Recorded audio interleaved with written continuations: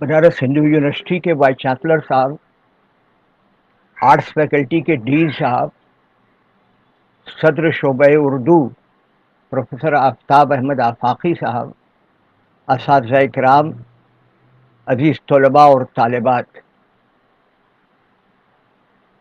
अंदेशे और वसवसे हमारी तबीयतों का खासा है। कभी हम अपनी सेहत के मुतालिक, कभी अपने कैरियर और मुलाजमत और रोज़गार के ताल्लुक़ से, कभी ख़ानदान और अफराद ख़ानदान के ताल्लुक़ से, कभी समाजी और सियासी हालात के बारे में तरह तरह के तरद्दुद और अंदेशों में मुब्तला होते हैं। लेकिन इन अंदेशों के बावजूद हमारी ज़िंदगी की गाड़ी कहीं थमती नहीं है। हमारी ज़िंदगी का सफ़र तय होता रहता है। हम ज़लज़लों के खौफ से घर बनाना नहीं छोड़ते। हम सैलाब आने के डर से फसल बोना नहीं रोकते। इलाहाबादी असगर गोंडवी ने बड़ी अच्छी बात कही थी कि चला जाता हूं हंसता खेलता मौजे हवादिस से, अगर आसानियां हों जिंदगी दुश्वार हो जाए। इंसान की खासियत यह है कि वो दुश्वारियों से आसानियां पैदा करता है और आसानियां दूसरों को भी मुहैया करता है। लेकिन हमारे ही दरमियान कुछ ऐसे लोग भी हैं जो बिला वजह हमेशा इस अंदेशे में मुब्तला रहते हैं कि आसमान कहीं उनके सर पर न गिर जाए, जमीन उन्हें अपना लुकमा बना ले। और इन्हीं लोगों में से कुछ लोग ये प्रोपेगेंडा करते रहे कि उर्दू मर रही है, उर्दू का गला घोटा जा रहा है, उर्दू का ये हो रहा है, उर्दू का वो हो रहा है। दूसरी तरफ कुछ लोग ये प्रोपेगेंडा करते रहे कि उर्दू हिंदुस्तान की ज़बान ही नहीं है, इसका रस्म ख़त विदेशी है, इसका ये है और इसका वो है। हम हक़ाइक़ की बुनियाद पर बात करना चाहते हैं। हम ये बताना चाहते हैं कि अंदेशे इस बात पर होने चाहिए कि हमारे अदबी इज्तिमात का किरदार तबाह होता जा रहा है। मुशायरे अपनी मानवियत खो चुके हैं। संजीदा फिक्र लोग वहां जाना पसंद नहीं करते। एकेडमिक सेमिनार्स में प्रोफेसर्स होते थे, एक्सपर्ट्स होते थे, रिसर्च स्कॉलर्स होते थे, अहले इल्म होते थे। अब वहां ऐसे लोग भी अपने रसूख की बुनियाद पर, अपने पैसे की बुनियाद पर या अपने धौंस की बुनियाद पर जगह बनाने की कोशिश कर रहे हैं, जिन्होंने अपने बारे में खुद फैसला कर लिया है कि वो बहुत पढ़े लिखे हैं और हर मौजू पर उन्हें बोलने का हक हासिल है। हमारे वो इदारे जो अक़लियती तालीमी इदारे कहते हैं, जो ज़बान की बुनियाद पर जिनको इदारा चलाने का हक दिया गया है, अख्तियार दिया गया है, वहां ज़बान की अशात के सिलसिले में, तहजीब के तहफ़्फ़ुज़ के सिलसिले में कोई इक़दाम शायद ही किया जा रहा हो। बहुत से इदारे इसलिए तबाह हो रहे हैं कि वहां के जिम्मेदारों को इस बात का एहसास ही नहीं है कि जो इदारा, जो उसकी रवायत उनको रवायत में मिली है, विरासत में मिली है, उसको किस तरह महफूज रखा जाए। अपनी पसंद के लोगों को आकर बैठाते हैं, वो उसके लायक हो या ना लायक हो, और वो एक जब वक्त आता है तो तबाह करके रख देते हैं। और दूसरी जगह देखिए, बड़े बड़े इदारे हमारे तबाह हो रहे हैं। ऐसे में हमें यह देखना है कि जो नई तालीमी पॉलिसी आई है, ये पहली मर्तबा नहीं आई है। Times of India Mumbai addition में अभी 18 सितंबर को एक मजमून शाये हुआ है। मजमून नगार का नाम है गुरचरण दास। उन्होंने बड़े चश्मकुशा वाकयात पेश किए। इसी मजमून में आगे वो बता रहे हैं, इनके शफात हैं ये हमारे लिए भी और आपके लिए भी। कहते हैं कि आज 47% से जायद लोग, 47% से जायद बच्चे जो हिंदुस्तान भर से ताल्लुक़ रखते हैं, प्राइवेट स्कूल्स में भेजे जा रहे हैं। हमारे यहाँ सरकार, हुकूमत, बल्दिया, कारपोरेशन, नगर परिषद कितने पैसे खर्च करती है, कितना बड़ा बजट होती है, लेकिन तकरीबन आधे तलबा जो स्कूलों में जाते हैं पूरे हिंदुस्तान के, وہ ان اسکولوں میں نہیں جاتے. کیوں؟ شاید اعتماد ان کا بحال نہیں ہو رہا ہے. وہ یہ سمجھتے ہیں کہ وہاں جانے کے بعد ہمیں اچھی تعلیم نہیں ملے گی. اس اعتماد کو کیسے بحال کیا جائے، یہ ہمارے مسئلہ ہے. اور اس سلسلے میں ہر اس شخص کو سوچنا چاہیے جو اب تعلیم سے محبت کرتا ہے، جو زبان سے محبت کرتا ہے، جو تہذیب سے محبت کرتا ہے. پھر اور اس کے آگے کے انکشافات دیکھیے کہ جو بچے پرائیویٹ اسکولوں میں جا رہے ہیں ان میں ان کے والدین 70% والدین جو ہیں وہ 1000 کے آس پاس ماہانہ فیس دیتے ہیں، 1000 روپے، اور 45% سے زائد ماہانہ فیس 500 روپے دیتے ہیں. یعنی سال میں 6000 روپیہ، ادھر سال پہ 12000 روپیہ، کھانا کپڑا آنا جانا جو اخراجات ہیں الگ. آپ ہندوستان کی فیملیز کا جائزہ لیجئے، اکنامک کنڈیشن کو دیکھیے. آپ کتنے خاندان ہیں جو اپنے بچوں کا تعلیم پر یہ خرچ افورڈ کر سکتے ہیں. ہمارے یہاں کے بچوں کی میں بتاؤں، میں بمبئی جیسے شہر میں رہتا ہوں، اچھی فیملی سے بلانگ کرتا ہوں، اکنامک کنڈیشن بری نہیں ہے، اچھی ہے، لیکن دل میں درد ہے. میں نے اردو اسکولوں میں گاؤں اور دیہات میں، ان علاقوں میں جو شہر سے دور ہیں اور کچھ شہر میں بھی ہیں، ایسے اردو اسکولوں میں جا کے بچوں کو دیکھنے کی کوشش کی ہے. ہمیں معلوم ہوا کہ پریئر کے وقت جب صبح میں بچے آتے ہیں دعا خوانی کے لیے تو کتنے بچے غش کھا کے گر جاتے ہیں. اس کی وجہ یہ ہوتی ہے کہ ان کو صبح کا ناشتہ نہیں ملا ہوتا. اب آپ سوچئے کہ اس خاندان کا بچہ کس طریقے سے سال میں 12000 یا 6000 روپیہ جمع کر سکے گا، یا اس کے والدین. اور اگر گھر میں 1 سے 2 اور 2 سے 3 اور 3 سے 4 بچے ہوئے تو اور مسئلہ ہوا. ان حالات میں ہمیں اس پر سوچنا ہے کہ وہ کون سی تعلیم دی جائے کہ تعلیم اچھی بھی ہو اور جس کو ہمارے والدین افورڈ بھی کر سکے. اگر ہم نہیں کرتے تو یہ اچھی بات ہمارے حق میں نہیں ہے. اگر ہم تعلیم یافتہ ہیں تو ہمارا رویہ یہ ہونا چاہیے کہ ہمارا بچہ بھی تعلیم حاصل کرے اور ہمارے پڑوس کا بچہ بھی تعلیم حاصل کرے اور ہمارے رشتے کا بچہ بھی تعلیم حاصل کرے. اگر ہم سیلف سینٹرڈ ہو گئے، اپنی ذات تک سوچنے لگے، تو یہ تعلیم کے کاس کو نقصان پہنچانے کے مترادف ہوگا. اسے ہم کبھی انکار نہیں کر سکتے. یہ ہم دیکھ رہے ہیں اور اس کی اچھی مثالیں ہیں. ہم باندرا سے تھوڑے آگے، باندرا میں بمبئی کا ایک علاقہ ہے، باندرا فلم اسٹار کی وجہ سے بڑا مشہور ہے، گلیمر ہے. وہاں باندرا جونیئر کالج ہے اردو میڈیم کا. 4000 بچے وہاں پڑھتے تھے. اس کی ابتدا کیسی ہوئی تھی؟ 60 میں قصاب برادری سے تعلق رکھتے تھے چاند میاں سیٹھ تھانہ والا، کاروباری تھے، بڑے کاروباری تھے. ان کے دل میں خیال آیا کہ ہماری قوم کے بچوں کو بھی پڑھنا چاہیے. تو ان کے ایک کاروباری ساتھی نے ایک ریلوے ویگن نیلام میں خریدا تھا.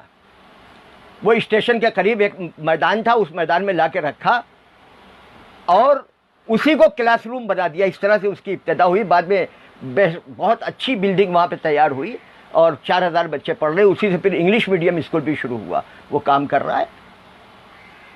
ہمارے باندرا سے تھوڑی دور پر ورسوا کا علاقہ ہے، سمندر کے علاقے، سمندر کے بالکل ملا ہوا. وہاں بیگم جمیلہ حاجی عبدالحق ایک اسکول ہے. وہاں ایک بچی نے داخلہ لیا جو درجہ 4 پاس کیا تھا، اس نے میونسپل اسکول سے درجہ 5 میں وہاں آئی. اس کے والد صاحب فراش تھے. والدہ دوسروں کے گھروں میں جا کے جھاڑو پوتا کر کے جو بچتا تھا وہ لے کر آتی تھی، اس سے بچوں کی کفالت کر رہی تھی. وہ پڑھتی رہی. وہاں کے ٹیچرز نے اس کو اندازہ کر لیا، محنت کی. جب 10th میں وہ بچی پہنچی ہے تو ایک گلوبل اس گلوبل ٹیسٹ میں انگریزی، ہندی، کنڑ، گجراتی، مراٹھی، اردو، ہندی تمام زبانوں کے طلباء شریک ہوئے. اس نے کمپیٹ کیا، سلیکٹ کی ہوئی، اس کو امریکہ بلایا گیا. امریکہ سے جب یہاں آئی تو SSC ایگزامینیشن شروع ہونے والا تھا. اس میں شرکت کی اور اچھے نمبروں سے کامیاب ہوئی. وہاں کے ٹیچرز نے اور اس کے والدہ کو اور اس کو فیلیسیٹیٹ کرنے کے لیے ایک جلسہ کیا تھا. اس میں خاص طور سے مجھے شریک ہونے کا موقع ملا تھا اور میں نے اس کے اوپر ایک آرٹیکل بھی لکھا تھا. یہ ہے ریئل تعلیم، کہ کون سی تعلیم دے رہے ہیں، کیسی تعلیم دے رہے ہیں اور کس کو تعلیم دے رہے ہیں. ہمارے سماج میں ایسے لوگوں کی کمی نہیں ہے جو جھوٹ بولتے ہیں کہ ہم فلاں کی کفالت کر رہے ہیں، فلاں کی تعلیم دلانے میں مدد کر رہے ہیں، وہ اپنا غلام بنا کر رکھتے ہیں، ان کی غیرت کو چھیننے کی کوشش کرتے ہیں۔ تعلیمی پالیسی کا یہ بھی حصہ ہے۔ اب اور کیا رجحان ہمارے یہاں پڑ رہا ہے، اس پہ نظر کیجیے آپ کہ ہمارے 22 اگست کو ٹائمز آف انڈیا میں ہی ایک بمبئی ایڈیشن میں ہی ایک رپورٹ شائع ہوئی تھی، اسٹڈی رپورٹ۔ اس میں کہا گیا کہ Indira Gandhi institute of development research نے ایک نتائج نکالے ہیں۔ نتائج یہ نکالے گا کہ ہمارے ہاں انگریزی میڈیم کے اسکولوں کی تعداد بڑھ رہی ہے، ہم دیکھ بھی رہے ہیں۔ بائی لنگول یعنی ان لوگوں کی تعداد بھی بڑھ رہی ہے جو 2 زبانوں میں گفتگو کر سکتے۔ پھر نتیجہ نکالا گیا کہ جنوب کی ریاستیں یعنی تمل ناڈو اور کیرلا اور آندھرا اور کرناٹک کے مقابلے میں یو پی، بہار، راجستھان کے لوگوں میں بائی لنگول ہونے کا رجحان زیادہ ہے۔ پھر اردو میں اردو والوں میں بائی لنگول ہونے کا رجحان زیادہ ہے۔ وہ ہندی بھی بول سکتے ہیں، اور اگر وہ کلکتہ میں ہے تو بنگالی بھی بول سکتے ہیں، اور اگر کرناٹک میں ہے تو کنڑ بھی بول سکتے ہیں، مہاراشٹر میں ہے تو مراٹھی بھی بول سکتے ہیں۔ یہ اچھی علامت ہے کہ ہم اپنے ملک کی زبانوں کو سیکھتے ہیں، اس کے ساتھ ایک فارن لینگویج کو بھی سیکھتے ہیں۔ یہ ہمارے یہاں سامنے یہ ٹرینڈز ہم کو ہے۔ ان ٹرینڈز کو دیکھتے ہوئے اب ہم کو آگے بڑھنا ہے نئی تعلیمی پالیسی پر غور کرتے ہوئے چند چیزوں پر ذہن میں رکھنا چاہیے کہ کب شروع ہوئی، کس نے شروع کی، ان کے پیچھے ذہن کون سا کام فرما تھا۔ یہ بڑا معاملہ ہے ہمارے ساتھ۔ پس منظر کو جانے بغیر اس پر ڈائریکٹ ہم نظر کرنے کی کوشش کریں گے تو شاید ہم کہیں پریشانی میں مبتلا ہو جائیں۔ اس کی ابتدا آزادی کے بعد ہوئی۔ پنڈت جواہر لال نہرو وزیر اعظم تھے، مولانا ابوالکلام آزاد وزیر تعلیم تھے۔ ان کی کوششوں سے، ان کے ویژن سے، ان کی بصیرت سے اس چیز کی ابتدا ہوئی۔ اور جو پہلی کمیٹی بنی جس نے ڈرافٹ کیا ایجوکیشن پالیسی کو، جس نے یونیورسٹی ایجوکیشن کمیشن کی سربراہی کی، وہ سروپلی ڈاکٹر رادھا کرشنن تھے۔ ڈاکٹر رادھا کرشنن بنارس ہندو یونیورسٹی کے وائس چانسلر رہ چکے ہیں آزادی سے پہلے۔ وہ غیر معمولی ذہن کے آدمی تھے۔ ان کے زمانے میں بنارس ہندو یونیورسٹی میں انہوں نے یہ کوشش کی تھی کہ ویدوں کے مطالعے میں عورتوں کو بھی شریک کیا جائے۔ یہ غیر معمولی قدم تھا۔ ان کے زمانے میں بنارس ہندو یونیورسٹی میں اسلامک اسٹڈیز کا شعبہ بھی قائم ہوا تھا، شاید اب وہ نہیں ہے جو اس زمانے میں قائم ہوا تھا۔ ان کے حالات میں یہ چیزیں ملتی ہیں۔ انہوں نے اسی غیر معمولی ذہن کا مظاہرہ پالیسی بنانے میں بھی کیا۔ ان کے خیالات کو جاننے کے لیے ہم ذرا ان کی کتابوں کو سے ہم ایک دو اقتباسات پیش کر دیں گے، ان کے ذہن کو ہم سمجھ سکیں۔ جیسے ایجوکیشن پالیٹکس اینڈ وار، ان کی کتاب ہے جس میں ان کے مضامین کا بھی مجموعہ ہے، ان کی تقریروں کا بھی مجموعہ ہے، تو ساری چیزوں کو بیان کی ہیں انہوں نے۔ تو کہتے ہیں کہ ماضی کی تعمیری قدامت پسندی، دیکھیں ان کے ذہن کو سمجھنے کے لیے، تعلیمی پالیسی کے لیے سمجھنے کے لیے اس کو سمجھنا ہے جس نے اس کی ابتدا کی تھی، اور وہ کس ذہن کا مالک تھا، اس کے سمجھنے کے لیے اس کی تحریروں پر نظر رکھنا ضروری ہے۔ کہتے ہیں کہ ماضی کی تعمیری قدامت پسندی، رجت پسندی اور انتہا پسندی کا بیچ درمیانہ راستہ ہے۔ اگر ہم ہندوستانی ثقافت کی تاریخ کے ابتدائی زمانے سے، یعنی قریب 4-5 ہزار سال قبل کے سندھ گھاٹی کے زمانے سے لے کر آج تک کے زمانے کا مطالعہ کرتے ہیں، تو ایک خصوصیت جو ہماگیر طور پر اس کے طویل ارتقاء میں دکھائی دیتی ہے، وہ ہے اس کا لچیلا پن اور نئی ضرورتوں کے مطابق ڈھل جانے کی صلاحیت۔ اس نے جرأت مندانہ رواداری کے ساتھ، جو کبھی احمقانہ بہادری بھی بن جاتی ہے، دوسرے فکر و عقیدے کے نظاموں میں سے حقیقت کے عناصر کو قبول کیا ہے۔ پھر جو باہر کی چیزیں ہیں ان کو بھی قبول کیا ہے۔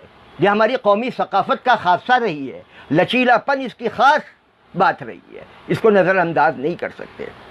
پھر اور آگے اور مذہب کے حوالے سے بھی وہ بات کر رہے ہیں، کہہ رہے ہیں کہ اگر اپنشد، بدھ یا بعد کے کلاسیکی عہد کا قدیم شخص جدید ہندوستان میں آ جائے تو وہ دیکھے گا کہ اس کی نسل ماضی کی حیاتوں، پرتوں اور ٹکڑوں سے چپکی ہوئی ہے۔ اور اس کے صالح معنی کا تقریباً کل حصہ کھوتی جا رہی ہے۔ ذہنی افلاس، بے حرکتی، ساکت تکرار، سائنس کی موقوفی، فن کا طویل بانجھپن اور تخلیقی وجدان ان کی تقابلی کمزوری کو حد درجہ بڑھتا دیکھ کر حیرت زدہ رہ جائے گا۔ قدیم ہندوستان میں جو کچھ خصوصیات تھیں، موجودہ ہندوستان میں وہ خصوصیات کہیں نہ کہیں ختم ہوتی جا رہی ہیں۔ اس پر انہوں نے ملال کا اظہار کیا ہے۔ پھر آگے اس کا حل بھی بتایا ہے کہ یہ جو مسائل پیدا ہوئے ہیں کیوں، اور اس سے ہم کیسے نجات پا سکتے ہیں۔ کہتے ہیں کہ اگر ہندوستان کو موجودہ زمانے کی الجھنوں سے نبردآزما ہونا ہے تو اسے رہنمائی کے لیے ان لوگوں کی طرف نہیں دیکھنا چاہیے جو صرف ناگہانی ضرورتوں میں وقت گزارتے ہوئے گم ہو جاتے ہیں، بلکہ ملک کے ادیبوں، سائنسدانوں، شاعروں، فنکاروں، تحقیق کرنے والوں اور ایجاد کرنے والوں کی طرف متوجہ ہونا چاہیے۔ یونیورسٹیوں میں تہذیب کے یہ دانشور ہادیان پائے جاتے ہیں اور یہاں ان کی تربیت ہونا چاہیے۔ یہ یونیورسٹیاں قوم کی باطنی زندگی کی پناہ گاہیں ہیں۔ آپ اس اقتباس کو سنیے اور موجودہ یونیورسٹیوں کے ماحول کو دیجیے۔ باطنی زندگی کا کوئی تصور اب باقی نہیں رہ گیا ہے یا دھیرے دھیرے ختم ہوتا چلا جا رہا ہے۔ اور سروپلی رادھا کرشنن کا کیا ویژن تھا۔ پھر آج میں دیسی زبانوں کی ترقی، ہندوستانی زبانوں کی ترقی ہماری زندگی کا مقصد ہے، ہم اس کے لیے کام کر رہے ہیں، لیکن انٹرنیشنل لینگویج سے کٹ کر رہنا بھی ہمیں منظور رہی ہے۔ ڈاکٹر صاحب نے بھی یہ بات کہی، کہتے ہیں کہ انگریزی زبان کا مطالعہ جاری رہنا چاہیے۔ یہ وہ زبان ہے جو ادب میں، سائنس میں، تکنیکی تعلیم میں اور ہیومینٹیز میں بہت متمول ہے۔ اگر ہم نے جذبات سے مغلوب ہو کر انگریزی زبان چھوڑ دی تو مسلسل پڑھتے ہوئے علم کے سرچشمے سے ہمارا تعلق منقطع ہو جائے گا۔ انگریزی ہی وہ واحد ذریعہ ہے جو ہمیں دنیا سے الگ تھلگ ہونے سے بچاتا ہے، اور یہ ہمارا غیر دانشمندانہ قدم ہوگا اگر ہم نے خود کو جہالت کے تاریک پردے میں مقید کر لیا ہے۔ دیکھ رہے ہیں آپ کتنا بڑا ویژن ہے جو انہوں نے ہم کو دیا ہے۔ اب اس ویژن کو سامنے رکھیے، جو موجودہ حالات ہیں جن کا میں نے ابھی ذکر کیا ہے ان کو سامنے رکھیے۔ اب اس کے بعد اس پالیسی پر نظر ڈالنے کی کوشش کیجیے جو پالیسی 2020 میں دی گئی ہے، 34 سال کے بعد۔ اس سے پہلے 34 سال پہلے ہندوستان کی ایجوکیشن پالیسی آئی تھی جس سے ہمارے بچے پڑھتے رہے ہیں۔ اب اس میں سب سے پہلے انٹروڈکشن ہے کہ کیا چاہتی، کیا مقاصد ہیں، کیا تمہید ہے، تمہید کے طور پر کیا کہا گیا ہے جن لوگوں نے یہ پالیسی مرتب کی ہے، گورنمنٹ کا کیا منشا ہے۔ تو انٹروڈکشن میں پیج 3 آپ دیکھیے، وہ کہتے ہیں providing universal access to quality education is the key to India's continued extent and leadership on the global stage in terms of economic growth, social justice and equality, scientific advancement, national integration and cultural preservation۔ یہ وہ مقاصد ہیں جن کو چھوڑ کر ایک باعزت زندگی نہ ہم اپنے ملک میں گزار سکتے ہیں، نہ عالمی سطح پر اپنی کوئی شناخت قائم کر سکتے ہیں۔ سماجی مساوات چاہیے، معاشی خوشحالی ہمیں چاہیے، اپنے تہذیب کا پریزرویشن یا تحفظ ہمیں کرنا ہے، نیشنل انٹیگریشن، قومی یکجہتی یہ ہمارے لیے ضروری ہے، سائنٹیفک ایڈوانسمنٹ، سائنس سے کٹ کر، سائنسی ذہن سے کٹ کر ہم زندہ نہیں رہ سکتے، اس کو اس کا اپنا مقصد بنایا گیا ہے، اس کی وضاحت کی گئی ہے۔ پھر اب بچوں کو کیا پڑھایا جائے، کیسے پڑھایا جائے، اس پر نظر ہے۔ کہتے ہیں کہ اسی پیج پر تھوڑا نیچے آپ آئے تو لکھ کہ pedagogy must evolve to make education more experiential, کہ ہماری تعلیم میں زیادہ تجرباتی ہونی چاہیے، زیادہ تجربے کیے جانے چاہیے، ہالسٹک، اوور آل ڈپلوماسی، ہر طرح کے ترقی ہو، اس سے ذہنی ترقی بھی ہو، جسمانی ترقی بھی ہو، اور سوچنے سمجھنے کی قوت میں بھی بڑھتی جائے، انٹیگریٹڈ ہو، سب کو یکجا کر دیا جائے، انکوائری ڈرائیون، کہ سوالات پیدا ہوں، تجسس پیدا ہو، جب تجسس کا جواب حاصل کرنے کی ہمت ہو ہمارے اندر، ڈسکوری اورینٹڈ، ایجادات حاصل کی جائے، لرنر اور سینٹرڈ، جو سیکھنے والے ہیں ان سے متعلق ہو، ان پہ توجہ کی جائے، discussion based, flexible and of course enjoyable, کہ ڈسکشن ہو، مشورے ہوں، بحث و مباحثہ ہو، لیکن اس طرح ہو کہ اس سے لوگ زیادہ سے زیادہ لطف لے سکیں، آپس میں جھگڑے کی کیفیت نہ ہو، بوریت کی کیفیت نہ ہو۔ The curriculum must include basic arts, crafts humanities, games, sports and fitness. ابھی اس میں دیکھیے آرٹس, فنون لطیفہ کی پوری زندگی ہماری محیط ہے اس میں. آرٹس کا مطلب محدود نہیں ہے, یہ بہت لامحدود ہے.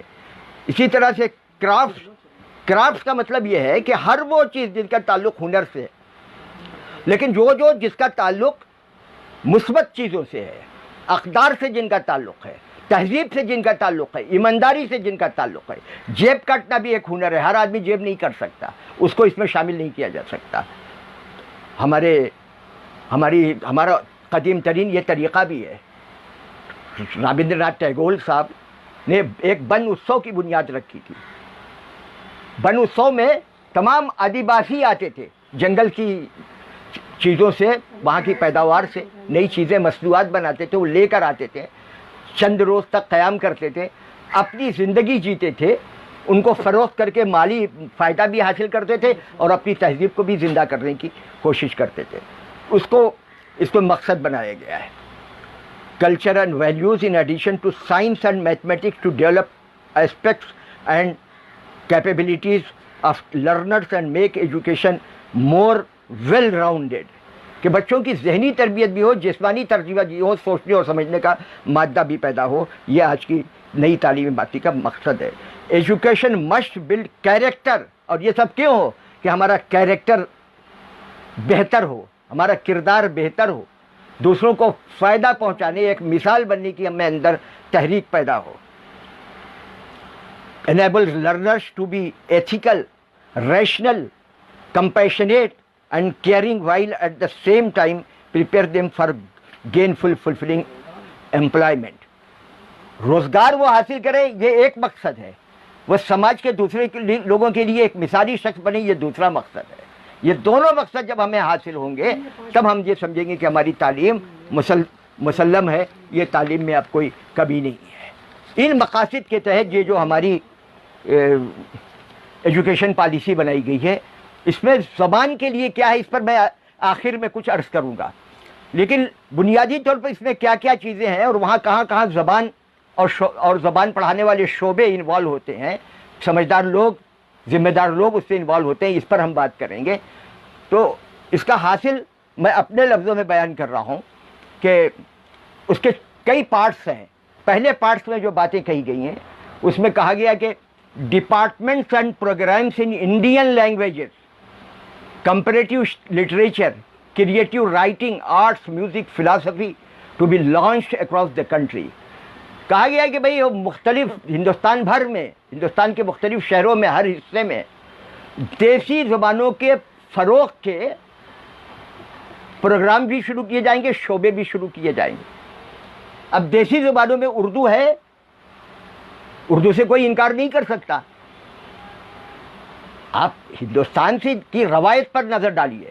سر سید احمد خان نے جب علی گڑھ مسلم یونیورسٹی کی بنیاد ڈالی تو انہوں نے وہاں سنسکرت کا شعبہ قائم کیا, اور پنڈت مدن موہن مالویہ جی نے جب بنارس ہندو یونیورسٹی کی بنیاد ڈالی تو وہاں انہوں نے اردو, فارسی اور عربی کا شعبہ قائم کیا, اور شاید ہندی سے پہلے اردو کا شعبہ قائم کیا, اگر ہمارے حافظہ ہم کو دھوکہ نہیں دے رہا ہے تو. اس کی ابتدا ہمارے یہاں ہو چکی ہے, لیکن بعد کے دور میں سیاسی وجہ سے نیچے کے درجات میں, پرائمری میں اور سیکنڈری میں اردو پڑھائے جانے کے امکانات کم سے کم ہوتے گئے. کوئی نہیں کوئی رکاوٹ پیدا کی تھی. اس رکاوٹ کو دور کر رہا ہے اگر اس پالیسی کو نافذ کر رہا ہے تو ہمیں حکومت سے مطالبہ کرنا چاہیے کہ آپ کی اپنی پالیسی یہ کہہ رہی ہے کہ اگر ہمارا بچہ پرائمری کی سطح پر اردو پڑھنا چاہتا ہے, سیکنڈری کی سطح پر اردو پڑھنا چاہتا ہے, تو آپ خود اس بات کو کہہ رہے ہیں آپ کو اس کے اسباب مہیا کرنے چاہیے. پھر انڈین لینگویجز کے بعد کمپریٹیو لٹریچر کی بات کر رہے ہیں, اس کی بھی ہمارے یہاں ابتدا ہو گئی. میں ایک مثال صرف دے رہا ہوں, ایک مثال یہ دے رہا ہوں کہ بنارس ہندو یونیورسٹی میں ادھر 3 سیمینارز میں مجھے جانے کا اتفاق ہوا. تین اس میں پہلا سیمینار اور اردو اور ہندی نے مل کر اسے منعقد کیا تھا. یہ بھی ایک بڑی نایاب مثال تھی, اس کی پورے ہندوستان میں تقلید ہونی چاہیے. دیکھیے عربی کا اور فارسی کا اردو کے ساتھ بہت گہرا رشتہ ہے, ہم اس رشتے سے انکار نہیں کرتے, لیکن یہ دونوں विदेश کی زبانیں ہیں. ہندوستان کی زبان ہے اردو, اور اردو کا جو رشتہ ہندی کے ساتھ ہے اس کو ہم بھلا نہیں سکتے. اس کے بغیر ہم اچھی نہ تو ہندی بول سکتے ہیں اردو کے بغیر, اور نہ تو ہندی کے بغیر اردو بول سکتے ہیں. اس حقیقت کو تو یہاں کے اردو اور ہندی ڈپارٹمنٹ نے مل کر وہ سیمینار کیا. اس کا عنوان تھا اردو اور ہندی کی ساجھی وراثت. یہ معمولی عنوان نہیں ہے, اس پہ گھنٹوں بات کی جا سکتی ہے. اور لوگوں نے اچھے پیپرز پڑھے, تقریریں ہوئیں, سوالات آئے, بحثیں ہوئی, ایک ڈائریکشن اور ایک سمت دینے کی کوشش کی گئی اس سیمینار کے اندر. یہ تقابلی مطالعہ تھا. اس کی ابتدا بنارس ہندو یونیورسٹی میں ہوئی. اس کے بعد وہیں پہ ایک دوسرا سیمینار ہوا, ہندوستانی فلسفہ, ادب اور مذاہب, ہندوستانی مذاہب, فلسفہ اور ادب. کیا تقابل کے بغیر, فلسفہ اور مذہب کے تقابل کے بغیر, ادب اور فلسفہ کے تقابل کے بغیر اس موضوع پر کچھ بولا جا سکتا ہے؟ نہیں بولا جا سکتا. جہاں بھی مہاتما گاندھی ہندی یونیورسٹی کے وائس چانسلر صاحب اس میں آئے تھے. ہمارے ایک بزرگ ویسٹ انڈیز سے آئے تھے. وہاں میڈیکل کالج کے ایک صاحب تھے, وہ معمار اعزازی تھے. اب یہاں پہ اس ماحول میں گفتگو ہوئی اس موضوع پر. میں سمجھتا ہوں کہ ایک نایاب مثال تھی. ایسے موضوعات کو ہمارے ہاں چھوا ہی نہیں جاتا. ہمارے یہاں سیمینارز میں ان موضوعات پر کوئی گفتگو ہی نہیں کرتا. کوئی گفتگو کرتا ہے تو لوگ اس کو ڈسکریج کرنے کی کوشش کرتے ہیں. یقیناً وہاں اس کی حوصلہ افزائی کی گئی, باتیں ہوئی, بہت دنوں تک مبارکباد ہوتے رہے. اور میں نے بنارس ہندو یونیورسٹی میں دیکھا کہ میں اردو ڈپارٹمنٹ کی دعوت پر وہاں گیا ہوں, اور مجھ سے فلاسفی کا طالب علم بھی آ کے مل رہا ہے, اور انگریزی کا طالب علم بھی مل رہا ہے, اور ہندی والے تو ساتھ ساتھ میں تھے. کیا پروفیسرز اور کیا طلباء. اس فضا کو اور پروان چڑھانے کی ضرورت ہے. اچھے ماحول میں ہیلدی ڈسکشن کے ساتھ کمپریٹیو لٹریچر کو عام کرنے کی ضرورت ہے. اسی جگہ اسی ڈپارٹمنٹ میں نذیر بنارسی پر ایک سیمینار ہوا. بظاہر یہ لگتا ہے کہ ایک شخص کی حیات اور شخصیت کے اوپر, اس کے کارناموں کے اوپر, اس کی شاعری کے اوپر یہ سیمینار تھا. لیکن ہمارے سماج میں خود اردو پڑھنے والوں میں ہم نے بڑے بڑے لوگوں کو دیکھا. وہ نذیر اکبر آبادی اور نذیر بنارسی پہ بہت زیادہ فرق نہیں کر پاتے. کبھی ان کا شعر ان کے نام سے پڑھ دیتے ہیں, کبھی ان کی نظم ان کے نام سے پڑھ دیتے ہیں. یہ تقابل کے بعد ہی کہ ان کا دور کیا تھا, ان کی زبان کیا تھی, ان کی ترجیحات کیا تھی, اور نذیر نے کس دور میں غزل کی شاعری کی بیشتر, اس پر گفتگو ہوئی. یہ بھی میں اس کے لٹریچر کی. ابھی ہم نے پنجاب یونیورسٹی میں اقبال اور ٹیگور پر لیکچر دیا ہے. یہ بھی لٹریچر. تو یہ اس کی ابتدا تو ہو چکی ہے, اس کو اور بڑھانے کی ضرورت ہے. لیکن یہ کب بڑھے گا جب ڈپارٹمنٹ سے باہر کے لوگ, یہ تو لوگ کرتے ہیں کہ صاحب ہم کو فلاں ڈپارٹمنٹ میں سیمینار ہوتا ہے تو ہم کو بلا کے اسٹیج پر بلا دیا جائے, لیکن جہاں انہیں آنا چاہیے, بیٹھنا چاہیے, اس کے لیے تیار نہیں ہے. نذیر بنارسی پر بنارس ہندو یونیورسٹی میں سیمینار ہو رہا ہے. ان کے شاگرد اور شاگردوں کے شاگرد کتنے لوگ موجود ہیں. مجھے افسوس کرنا پڑتا ہے کہ وہ لوگ بھی اس سیمینار میں نہیں تھے. ان کی خاندان کے لوگ تھے, ان سے ملیے, ان کے بیٹوں سے, ان کے بچوں سے, پوتوں سے ملاقات ہوئی میری. ان کی بیٹی بھی شاید آئی ہوئی تھی. لیکن ہم کیوں اپنی ذمہ داری پوری نہیں کر پا رہے ہیں؟ وہ وہاں سے ہزاروں مرتبہ وہ بنارس ہندو یونیورسٹی میں آئے ہوں گے. یونیورسٹی کا جو بچہ وہاں سے شہر سے یہاں آتا ہے, ان کے گھر کے پاس سے گزرتا ہے, ان کی شاعری ہمیں آج بھی متوجہ کرتی ہے. کیا ہم ان کو فراموش کر دیں؟ یہ حالات ہیں. ہمیں اپنی کمیوں پر بھی توجہ کرنی چاہیے. تو کہتے ہیں کہ comparative literature, creative writing, arts, music, philosophy to be launch across the country, پورے ملک میں. اب جسے بھی یونیورسٹی کے شعبوں میں جو ہو رہا ہے اس کو اور نیچے لائیے نا, کالج کے لیول پر آئیے. جن کالجز میں اردو ہے وہ اردو والے کیوں نہیں کر رہے؟ اور جہاں اردو نہیں ہے اردو والے اس کی کوشش نہیں کر رہے ہیں کہ بھائی کالج کے لیول پر وہاں اردو کا شعبہ کیوں نہیں ہے؟ یا جو شخص پڑھا رہے ہیں وہ اس کی طرف توجہ نہیں کر رہے, وہ کیوں گروپنگ میں پڑے ہوئے ہیں؟ ان سوالات کو دیکھیے. پھر آگے آئیے, کہتے ہیں کہ ایک national institute for Pali Prakrit Persian to be set up within university campus. ہم اس کا استقبال کرتے ہیں کہ پراکرت کا علم کے بغیر, اسی سے ساری ہماری modern languages, Indian modern languages جو ہیں وہ ترقی کرتی رہی ہیں, ان کا وجود عمل میں ہے, ان کی تشکیل ہوئی ہے. یہ پڑھائی جائے پراکرت, پالی بودھ مذہب کا پوری تاریخ اور پورا سدھانت اور پورے اصول وہاں بیان کیے گئے ہیں. جہاں فارسی بولنے والے رولرز رہے ہیں اس ملک میں، بہت سی ہماری تاریخ کی کتابیں، دستاویزات سب فارسی میں. تو فارسی کے لیے نیشنل یونیورسٹیز میں کیمپس بنانا یہ اچھی بات ہے، پالی کے لیے بنانا، پراکرت کے لیے بنانا، لیکن اس میں عربی کو کیوں چھوڑ دیا گیا؟ عرب اور ہندوستان کے تعلقات اس سے بھی پرانے ہیں جتنا ہم سوچ سکتے ہیں. آج بھی جتنے لوگ ہندوستان کے عرب ملکوں میں بسے ہوئے ہیں اور وہاں روزی کما رہے ہیں، اور ہمارا جو عربوں سے جو کلچرل ریلیشن ہے، جو اکنامک ریلیشن ہے، جو پولیٹیکل ریلیشن ہے، سیاسی طور پر جو ہم سے ان سے تعلقات ہیں، وہ کسی دوسرے ملک سے شاید ہی ہوں. ہم نے ان کو کیوں فراموش کیا؟ ان کا اعتماد جیتنے کی اور اپنی تہذیب کو زندہ رکھنے کی یہ اہم کوشش تھی. مسلمان بڑے فخر کے ساتھ کہتا ہے کہ ہمارے اس روئے زمین کے پہلے انسان اور پہلے نبی اور رسول نبی حضرت آدم اسی ہندوستان کی سرزمین پر آئے.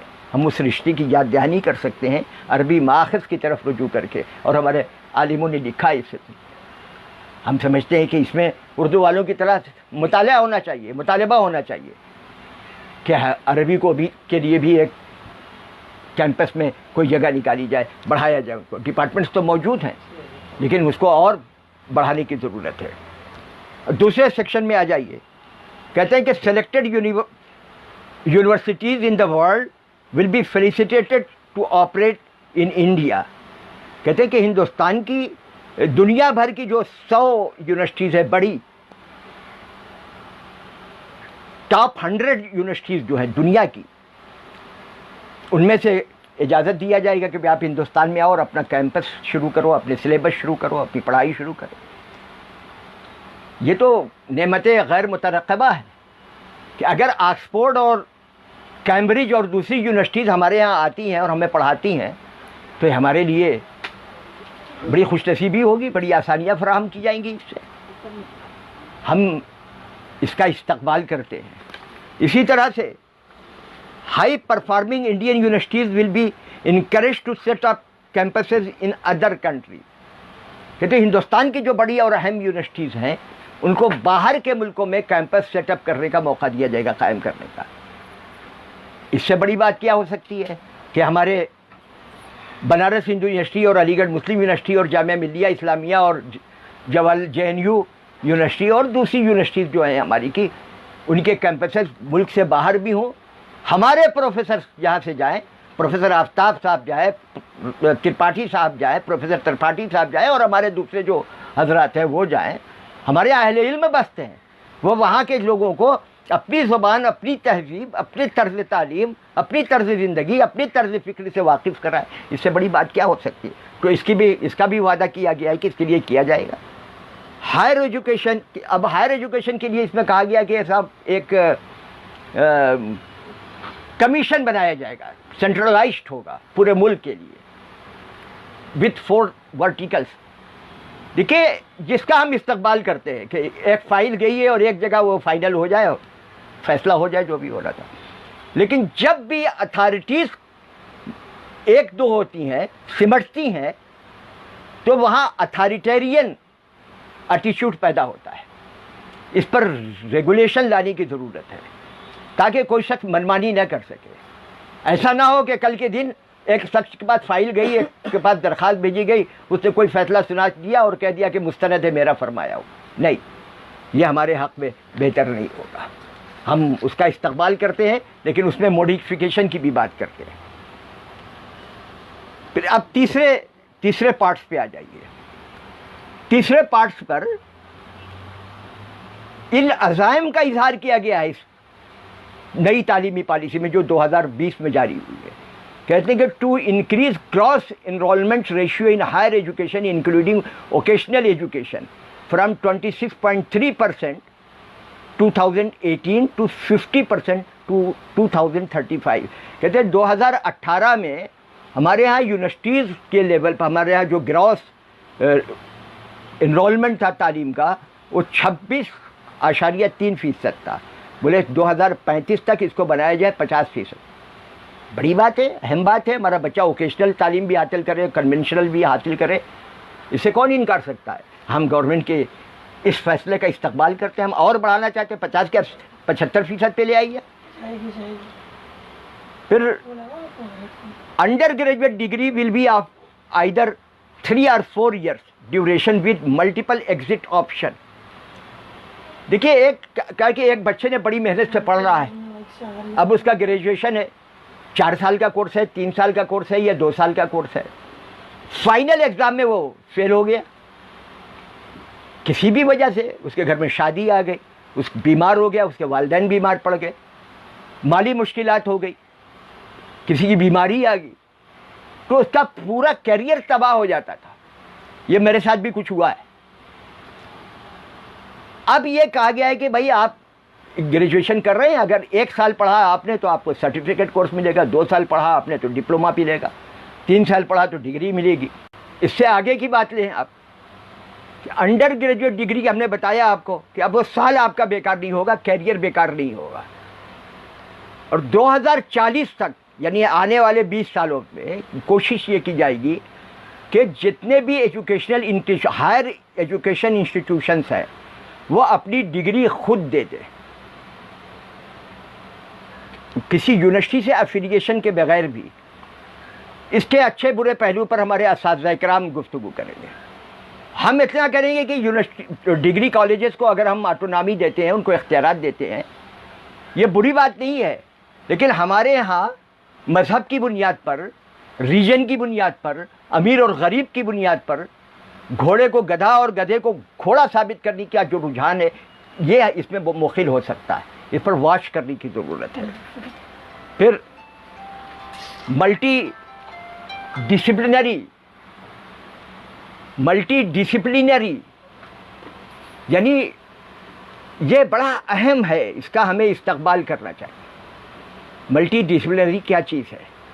ملٹی ڈسپلینری انسٹیٹیوشن کا مطلب یہ ہے کہ ہم اردو میں پوسٹ گریجویشن کر رہے ہیں، فرض کر لیجیے، دوسری بھی ہے، اگر اس کے ساتھ ہمارا طالب علم کوئی ایک انڈین ماڈرن لینگویجز یا کوئی ایک فارن ماڈرن لینگویجز پڑھ لے، یا کمپیوٹر اپلیکیشن کا کورس کر لے، یا کوئی اور کورس کر لے، تو اس سے فائدہ پہنچے گا، اس سے نقصان نہیں پہنچے گا. لا کر لے، دوسرے کسی فیکلٹی میں شامل ہو جائے، اس کو بھی اپنے مضمون کا حصہ بنا لے، تو اس سے کہاں نقصان پہنچتا ہے؟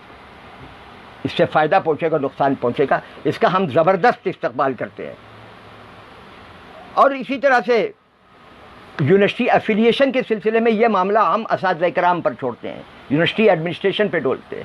یہ اس کے بارے میں رائے دیں کہ ڈگری کالج کو وداؤٹ افیلیشن ڈگری دینے کا حق ہونا چاہیے یا نہیں ہونا چاہیے. اب اس کا آخری چیپٹر آپ کہہ لیں، آخری بات جو میں کہنا چاہتا ہوں کہ 3 لینگویج پالیسی ٹو کنٹینیو، سہ لسانی فارمولہ جاری رہے گا، یہ کہا گیا ہے اس میں. اس سلسلے میں ہمارے کچھ ریزرویشنس ہیں. 68 میں جب اس کی ابتدا ہوئی تھی، 68 میں، اس کے بعد اردو کو اس کا فائدہ نہیں ہوتا گا، اردو کو راہ روکنے کی کوشش کی گئی. مگر اگر بحیثیت سبجیکٹ ہمارا بچہ اردو پڑھنا چاہتا ہے دوسرے تمام سبجیکٹ کے ساتھ، تو ہماری راہ کیوں روکی جا رہی ہے؟ ہم کو یہ دیکھنا پڑے گا. اس کی سہولت ہونی چاہیے، جہاں ٹیچر نہیں ہے وہاں استاد نہیں ہے، وہاں استاد مہیا کیا جائے، یا کتابیں نہیں ہیں کتابیں مہیا کی جائے. جہاں سہولت نہیں ہے وہاں سہولت بیان دی جائے. اور اپنے بچوں سے کہنا چاہیے کہ صاحب آپ اپنے ذہن سے نکلیے، اپنی تہذیب سے کٹ کر آپ ترقی نہیں کر سکتے، تہذیب سے جڑ کر ہی آپ ترقی کر سکتے ہیں. تو دنیا کے سارے علوم کو آپ حاصل کیجئے، لیکن اپنی تہذیب اور اپنی زبان سے بھی جڑیے. پھر universalisation of early childhood care education for 3-4 years age break. تو یہ 3-4 سال کا بچہ جو ہے ہمارا، وہیں سے تعلیم شروع ہو جائے. یہ ہمارے لیے کوئی نئی چیز نہیں ہے. ہمارے ہاں دادی اماں کے پاندان کے ارد گرد جب بچے بیٹھتے تھے تو وہاں ایک تہذیب اور ایک زبان سیکھتے تھے، بولنے کا انداز سیکھتے تھے. اب اس کو گورنمنٹ کا حصہ بنایا گیا کہ نہیں صاحب 6 سال تک ہم انتظار نہیں کریں گے، بچے اور پہلے سے شروع کریں گے، 3-4 سال سے. یہ اچھی بات ہے. اور اس کے بعد اس کا جو پہلے جو سسٹم تھا 10+2 کا، وہ ختم کر دیا گیا. 5-3 3 and 4 years اس طرح سے کر لیا گیا ہے. وہ ٹیکنیکل چیزیں ہیں, اس پر زیادہ توجہ دینے کی ضرورت نہیں ہے.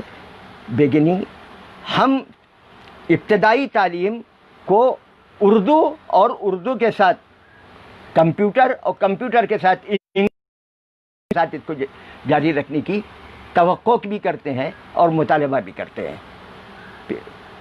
اور دیکھیے یہ ایک بڑی اچھی بات کہی ہے اس نے, اس کا حاصل جو ہے اسی پہ اب ہم اپنی گفتگو کریں گے کہ wherever possible the medium of instruction until at least class 5 but preferably till class 8 and beyond will be the home language, mother tongue, local language and regional language. کہ کم سے کم درجہ 5 تک یا 8 تک ہماری جو میڈیا میں ذریعہ تعلیم جو ہوگا وہ یا تو ہماری مادری زبان ہوگی, یا وہ زبان ہوگی جو گھر میں بولی جاتی ہے, یا وہ زبان ہوگی جو لوکیلٹی میں بولی جاتی ہے, یا وہ زبان ہوگی جو ریاست میں بولی جاتی ہے. اس میں کچھ کنفیوژن ہے. کنفیوژن اس لیے ہے کہ الگ الگ بھی زبانیں ہو جاتی ہیں. گھر میں جو زبان بولی جاتی ہے اور جو ریاست میں بولی جانے والی غالب زبان ہے وہ بھی الگ ہو سکتی ہے. اس پہ مغالطہ دینے کی ضرورت نہیں ہے, حقائق کو سامنے رکھنے کی بات ہے. 1971 میں جو مردم شماری ہوئی تھی اس میں مہاراشٹرا میں 76% لوگوں نے اپنی مادری زبان مراٹھی لکھوائی تھی. مراٹھی میں یہ مہاراشٹر میں مراٹھی کے لیے تحریک چلی, قانون بنایا گیا, طے کر دیا گیا, فیصلہ سنا دیا کہ جس کو مراٹھی نہیں آتی اس کو سروس نہیں ملے گی. لیکن 2011 میں جب یہاں کی مردم شماری ہوئی تو معلوم ہوا کہ ان لوگوں کی تعداد 76% سے 69% آ گئی ہے, نیچے آ گئے.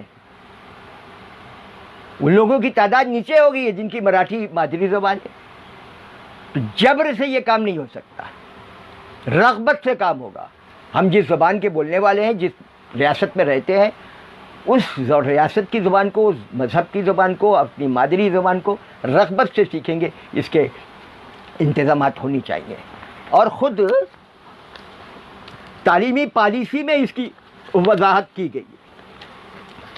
وضاحت اس طرح کی گئی ہے کہ جو ہوم ٹنگ کا ہے تو وہ کہتے ہیں کہ آپ دیکھیے اس کے کہ home language is usually the same language as the mother tongue. کہتے ہیں جو مادری زبان ہے وہی عام طور سے گھریلو زبان بھی ہے. جو ہماری مادری زبان ہے وہی ہم گھر میں بولتے ہیں, وہی مدر ٹنگ ہے ہماری.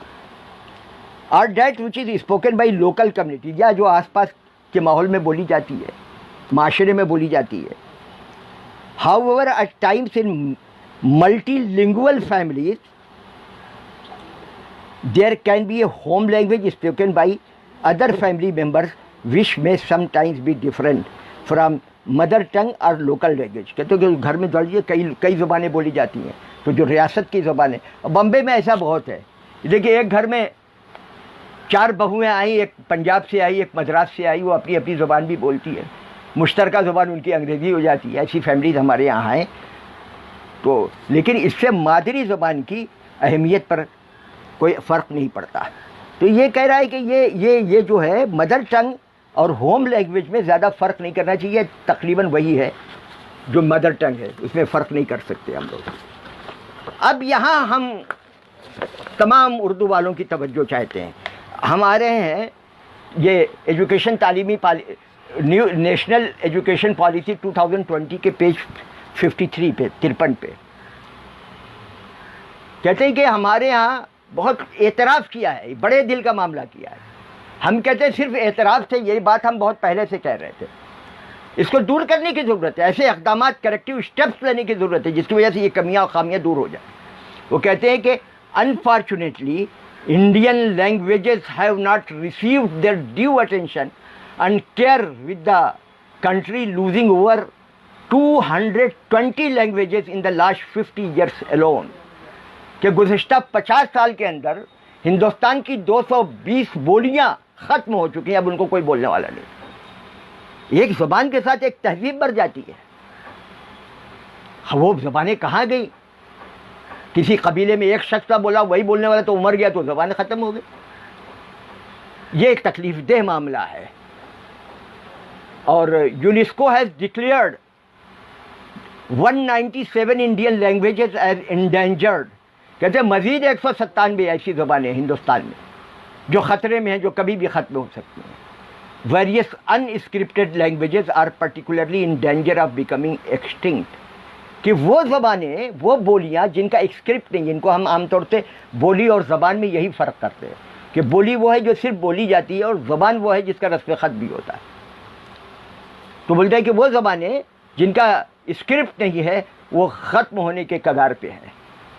ایک یہ وجہ بھی ہے جس کی وجہ سے ہم کو اپنے رسم خط پر اصرار کرنا چاہیے، اردو کے رسم خط کے اوپر. رسم خط سے محروم ہونے کے بعد اردو اپنی خوبصورتی سے محروم ہو جائے گی، جلیل اور ذلیل کا فرق کرنا مشکل ہو جائے گا. اس کے علاوہ ایک یہ وجہ یہ بھی ہے جس کا اعتراف خود اس تعلیمی پالیسی میں کیا گیا ہے. اس سے بھی زیادہ خطرے کی بات ہے، خطرے کی بات ہے کہ moreover even these languages of India that are not officially on such endangered lists.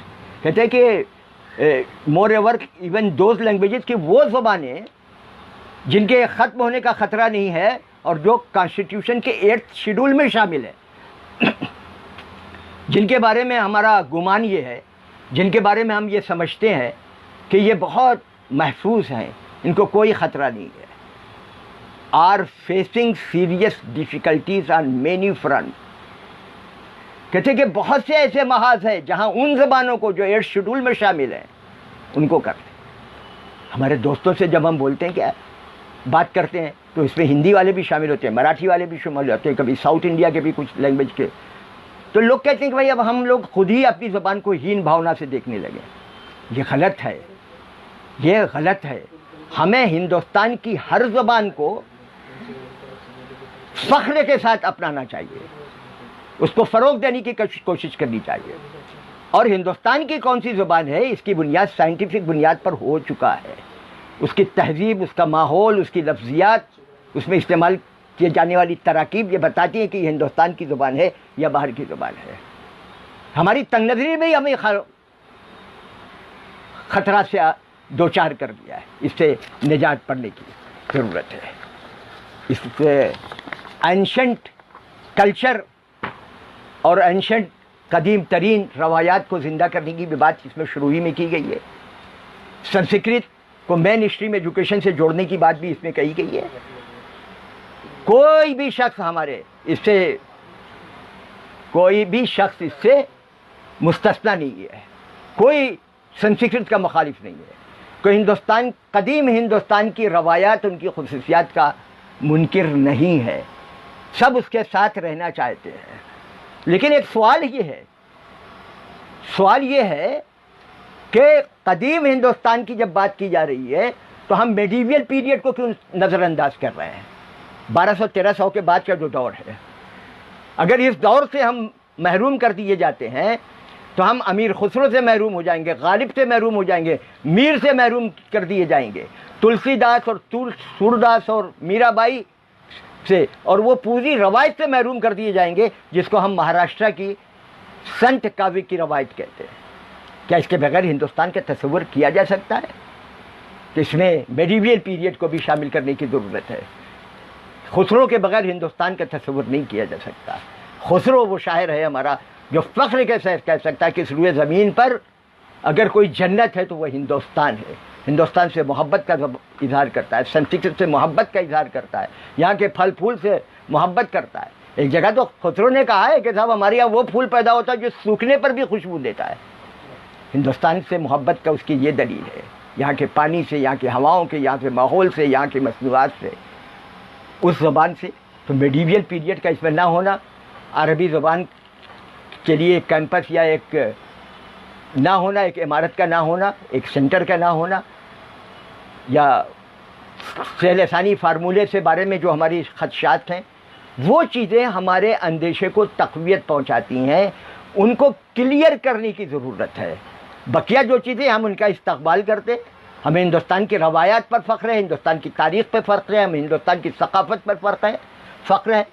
لیکن اس فخر کو اور زیادہ ویزیبل بنانے کے لیے، امپورٹنٹ بنانے کے لیے، قابل عمل بنانے کے لیے ہندوستان کی پوری روایت کو، جس سے قدیم روایت کی اہمیت میں کوئی کمی نہیں ہوتی ہے.